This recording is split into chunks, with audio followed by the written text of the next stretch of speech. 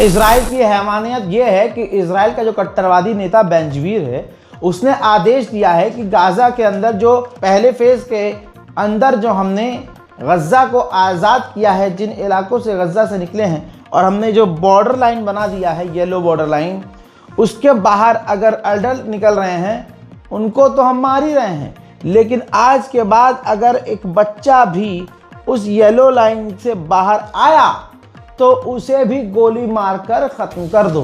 ये इजराइल की फ़ौज को बेंजवीर कट्टरवादी नेता ने आदेश दिया है। जिन लोगों को ये लग रहा है, मैं लोग बोले तो अरब देशों की बात कर रहा हूँ, जिन अरब देशों को लग रहा है कि उन्होंने सीज़ फायर करा दिया है और इजराइल रुक गया है, ये उनकी सबसे बड़ी गलतफहमी है। और जो आपको मैं बता रहा हूँ ये ऑलरेडी उन्हें पता होगा भाई, वो तो देश चलाने वाले लोग हैं।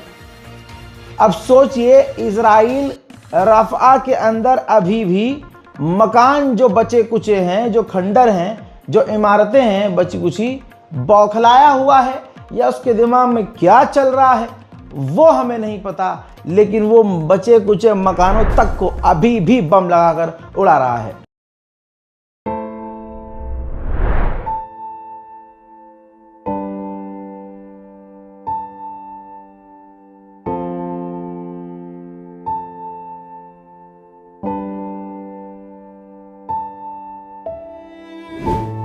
गाज़ा के अंदर जो एक अमेरिकी डॉक्टर काम कर रहा है, उसने मीडिया को बड़ी बात कह दी है। उन्होंने कहा कि मैं आपको एक्सप्लेन नहीं कर सकता, हर दिन गाज़ा के बच्चे आ रहे हैं हमारे सामने जिनके सर में गोलियां लगी हुई हैं। बमबारी एक्सप्लेन नहीं कर सकती कि बच्चों के सर में गोली क्यों लगी हुई है, और हम हर दिन ऐसे बच्चे देख रहे हैं। If you can think of something bad that is happening in the world, it's happening in Gaza or to people from Gaza. The things that I saw there that really stood out or really impacted me and made me realize what's actually going on were a few. Number one was the malnutrition and starvation, which is deliberate. That's perfectly obvious. Even American senators are giving speeches saying that it's deliberate. The second thing was the targeting of children with gunfire. That I was not expecting to see, actually. I knew how many children had been killed. I knew about the massive killing in general, but I just assumed it was all from bombings. But that doesn't explain children getting shot in the head. Oh boy. That doesn't explain children getting shot in the... एक तरफ तो Israel Gaza के अंदर मदद जाने नहीं दे रहा है, दूसरी तरफ अगर मदद जा भी रही है तो इजराइल के सेटलर्स उन गाज़ा में जाने वाले ट्रक्स को रोक रहे हैं। सबूत ये है। אנחנו כאן במעבר כיסופים, מגיעות לכאן, זאת השיירה השלישית מהבוקר.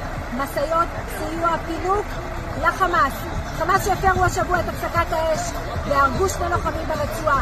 אנחנו כאן כדי לשמור על הלוחמים שלנו. אנחנו כאן כדי לדאוג שעד האחרון של החטופים החללים יחזור הביתה. ואנחנו כאן כדי לדאוג לביטחון פה בעוטף. את הדבר הביזיוני הזה, לזה מעבר כיסופים, שיירה שלישית מהבוקר. השיירה הרביעית חוברת אליה, כי בעצם היא לא נוסעת. כל הפינוקים האלה, אנחנו כאן עשרות חוסמים מכל רחבי הארץ, מילואימניקים, אזרחים, כל הגילים, כולם פה. אנחנו חוסמים כדי שהסיוע הזה לא יגיע לחמאס. दोस्तों, मैंने कल ही बोला था और मैं अक्सर बोलता हूं कि जब भी डोनाल्ड ट्रंप इजराइल के खिलाफ कोई बयान दे या अमेरिका इजराइल को सख्ती दिखाए तो हमें खुश नहीं होना है, क्योंकि उसके बाद पता नहीं इजराइल कौन सी सीढ़ी, कौन सी वीडियो डोनाल्ड ट्रंप और अमेरिकी प्रशासन की निकाल कर दिखा देता है। मोसाद से कुछ बनवाया हुआ इन्होंने, कुछ जासूसी करवाई होगी। जैसे ही नेतन्याहू की सरकार अमेरिका को वो सब दिखाती होगी तो अमेरिका पूरी तरह से पलट जाता है। जैसे अमेरिका के विदेश मंत्री ने कहा कि गाज़ा के अंदर कोई इंटरनेशनल फोर्स इजराइल की मर्जी के बिना तैनात नहीं होगी।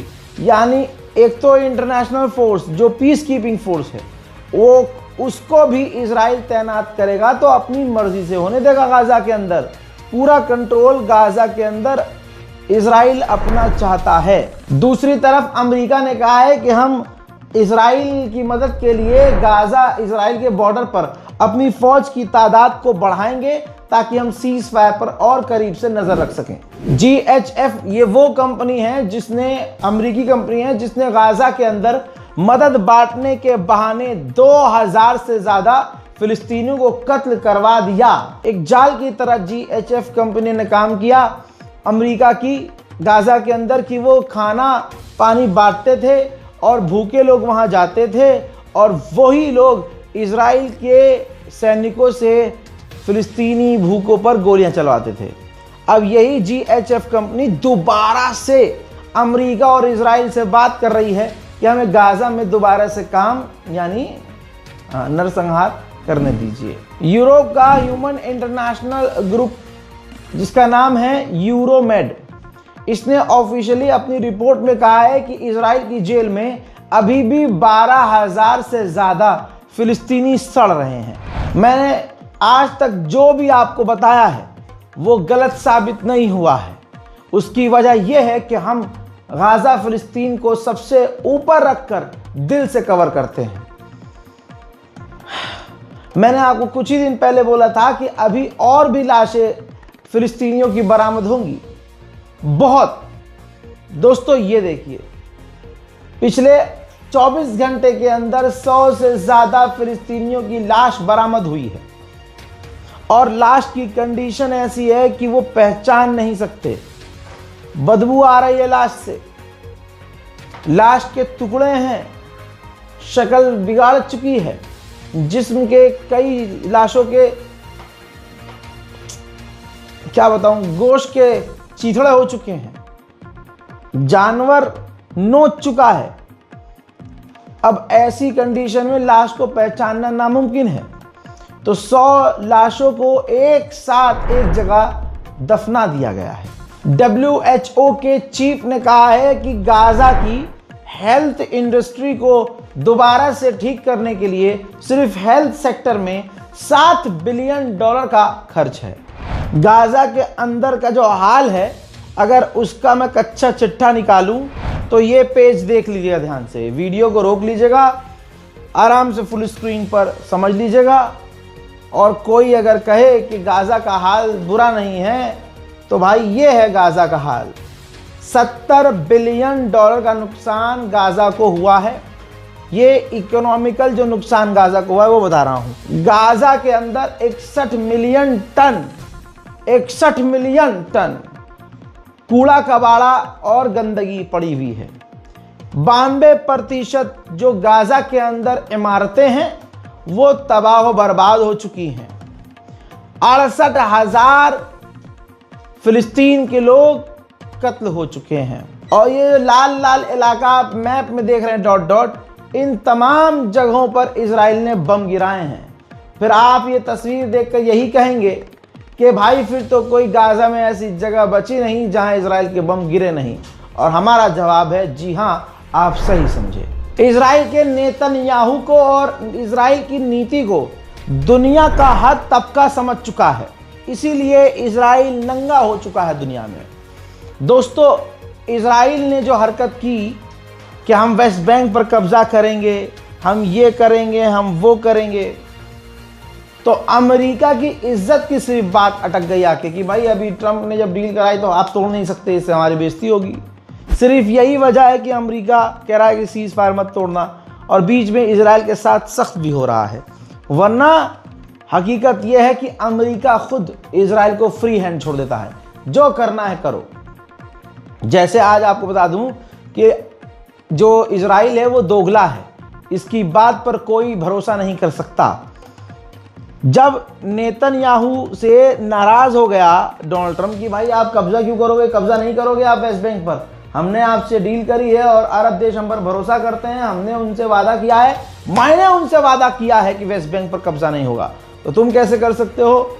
जब ज्यादा अमेरिका की सरकार नाराज हुई तो जो फाइनेंस मिनिस्टर ऑफ इजराइल है, कल की खबर आपने देखी होगी, उससे माफी मंगवाई, नेतन्याहू ने माफी मांगी और बार बार ये सोशल मीडिया पर लिखना शुरू कर दिया कि हाँ हम नहीं कर रहे हैं, नेतन्याहू की पार्टी वेस्ट बैंक पर कब्जा करने का ऐलान नहीं कर रही है। नेतन्याहू ने सफाई दी कि हम कब्जा नहीं करेंगे वेस्ट बैंक पर, और विपक्ष की पार्टी ने पार्लियामेंट के अंदर कब्जा करने का बिल पास किया है, हमने नहीं। लेकिन ग्राउंड पर आप देखा जाए तो ऑनलाइन नेतन्याहू ये सब बोल रहा है लिखित में कि भाई हम कब्जा नहीं करेंगे, हम तो ट्रम्प ने जो करवा दिया है सीज फायर हम उस हिसाब से रहेंगे, लेकिन अंदर खाने वो तमाम चीज़ें कर रहा है। फॉर एग्जाम्पल आपकी स्क्रीन पर इजराइल के प्रधानमंत्री नेतन्याहू के दफ्तर से ये ट्वीट किया गया जिसमें ये सफाई दी गई, फिर से कहा गया कि जो विपक्ष की जो पार्टी है पार्लियामेंट में उसने भड़काने वाला कदम उठाया। हमने कोई भड़काने वाला काम नहीं किया, हम सीज फायर नहीं तोड़ेंगे, हम वेस्ट बैंक पर कब्जा नहीं करेंगे, अमेरिका ने जो सीज फायर कराया हम उसको मानेंगे। अब उसी के नीचे आप देखिए कम्युनिटी नोट और फैक्ट चेक हो गया नेतन्याहू के ट्वीट का। फैक्ट चेक में लिखा गया है कि ये जो नेतन्याहू के दफ्तर से पोस्ट किया गया है ये सिर्फ और सिर्फ अंग्रेजी भाषा में किया गया है, जबकि ऑफिशियली हिब्रू भाषा में इनको करना था, तो हिब्रू भाषा में इन्होंने नहीं किया, जिसका मतलब साफ है कि ये दिखावा है सिर्फ दुनिया को शांत करने के लिए। अंदर खाने वो यही काम कर रहे हैं, वेस्ट बैंक पर कब्जा करने की बातें कर रहे हैं और ऐलान कर रहे हैं और वेस्ट बैंक पर कब्जा करवा रहे हैं। समझ में आ गया? अब जो एआई है, जो इंटरनेट है, जो एक्स का सिस्टम है, वो भी ट्रैक करके साफ कह रहा है कि नेतन्याहू झूठ बोल रहा है। और वेस्ट बैंक में जो चीज़ें हो, ये कम से कम मैं 6 महीने पहले बोल चुका था, ये लाइन मेरे मुंह से निकली थी कि वेस्ट बैंक पर कब्जा होगा लेकिन उसको ऐलान करके नहीं किया जाएगा। वेस्ट बैंक पर कब्जा ऐलान करके नहीं, वरना जो अरब देश इजराइल का पिछवाड़ा चाटना चाहते हैं शौकीन मिजाज के, भाई वो भी करा के लग जाएंगे, अरे भाई यार जो करना है अंदर अंदर करो। फिर मुस्लिम देशों का हम पर दबाव होगा कि भाई मुसलमान अरब देश हो के यार तुम कैसे इजराइल के साथ हो। तो ये एक वजह है जो मैंने कहा था कि जैसे यूएई है, यूएई पूरा गू चाटता है, यूएई इजराइल का पूरे मतलब पिछवाड़ा चाट लेता है और वो चाटता ही रहता है। तो अगर इजराइल ने फिलिस्तीनियों पर हमला किया या वेस्ट बैंक पर कब्जा कर लिया खुल्लम खुल्ला ऐलान करके, तो पूरी दुनिया यूएई को गाली बगेगी कि अबे तुम्हारे सामने आंखों के सामने इसने फिलिस्तीन की एक और ज़मीन पर कब्जा कर लिया और तुम अभी भी इसकी गांव चाट रहे हो, समझ रहे हो? तो ऐसे में यूएई जैसे गद्दार देशों ने नेतन्याहू से कहा होगा कि भाई आपको जो करना करो, ऐसी तैसी कर दो, लेकिन भाई खुल्लम खुल्ला मत करो। वही चल रहा है। नेतन्याहू ऑनलाइन बोल रहा है कि भाई हम वेस्ट बैंक पर कब्जा नहीं करेंगे, नेतन्याहू ने जो कहा है हम वो फॉलो करेंगे, लेकिन अंदर खाने वही सब चल रहा है। ये वीडियो देखिए, वेस्ट बैंक के अंदर जो इजराइल के सेटलर्स हैं, इजराइल के आम लोग हैं, वो वेस्ट बैंक पहुंचकर इजराइल से फिलिस्तीनियों की ज़मीन पर कब्जा कर रहे हैं, गाड़ियों में उनकी आग लगा रहे हैं, फिलिस्तीनियों पर हमला कर रहे हैं। वेस्ट बैंक में सिर्फ यही नहीं, इजराइल के सेटलर्स अपने इजरायली सैनिकों के साथ, ज़रा ये तस्वीर देखिए, फिलिस्तीनियों को ही वेस्ट बैंक में उनके अपने ही खेतों में जाने नहीं दे रहे हैं। जुल्म की इंतहा क्या होती है भैया मैं बता नहीं सकता, लेकिन जो तस्वीरें और खबरें फिलिस्तीन के इलाकों से आ रही है वो दिल को हिलाने वाली है। हजरात, इजराइल वो कैरेक्टर है जो इंसान को मारने के बाद उसकी कब्र, उसकी लाश की भी तौहीन करता है। एक माँ के लिए सबसे बड़ा सदमा बेटे की, जवान बेटे की लाश होता है। उससे बड़ा सदमा क्या ये है, इस सदमे की तस्वीर दिखा रहा हूं जो सदमा आप बर्दाश्त नहीं कर सकते। अल्लाह तमाम औलादों को, सबकी औलादों को सलामत रखे। एक मां को उसके बेटे की कब्र से घसीटकर इजराइल की पुलिस हटा रही है। क्यों? क्योंकि इस कब्र को इजराइल तोड़ने वाला है। बिल्डोजर नजर आ रहा है, तोड़ने वाला है, क्योंकि इजराइल के हिसाब से इजराइल अब इस जगह पर पार्क बनाएगा। और अभी इसी साल फिलिस्तीनी नौजवान शख्स की जो मौत हुई और उसकी कब्र बनाई गई, तो अब मां से उस बेटे की कब्र को भी छीना जा रहा है। हजरात मोहतरम, और भारत में यही चीज़ एक समाज को पसंद आ रही है।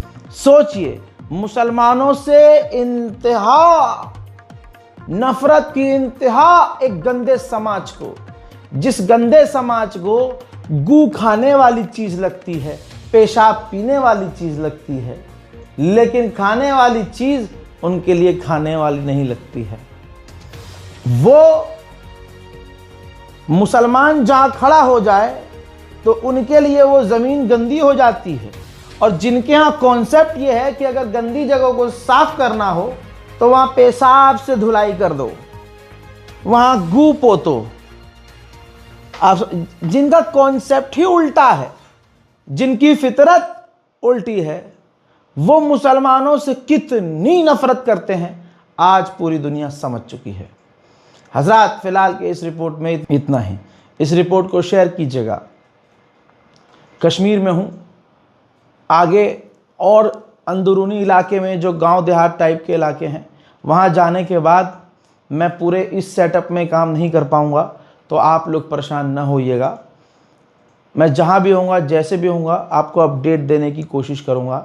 इस रिपोर्ट को शेयर ज़रूर कीजिएगा और अपनी राय कमेंट में ज़रूर लिखिएगा। जय हिंद।